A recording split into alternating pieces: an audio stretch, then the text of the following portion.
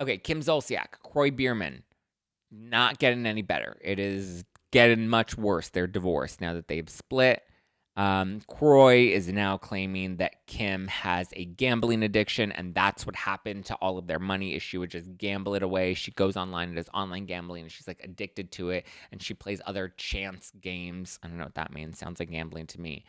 He says that her addiction of gambling is making her unfit to care for their kids, and that he wants her to have a psych evaluation because he believes that it could possibly be stemming from like depression or anxiety or some sort of like mental illness that she's struggling with, which also makes her unfit to take care of the kids in this moment, and which is why he's asking for full legal and full physical custody of the kids.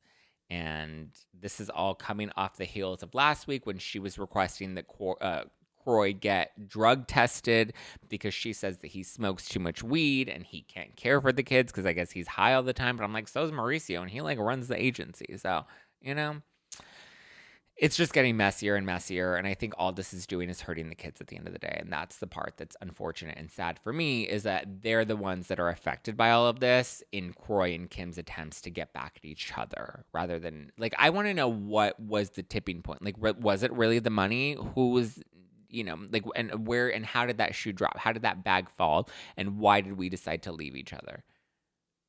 Because it feels like they were doing okay and they were willing to work through the marital or the financial issues.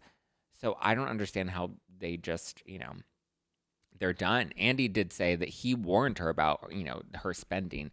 And listen, if she has a gambling addiction like he's alleging, that's a lot with her spending addiction, right? She used to spend a lot of money on just like a lot of like fancy things to keep up appearances. So a gambling addiction, throwing money down the drain. Spending a lot of money on expensive things, it's expensive to be her, money down the drain.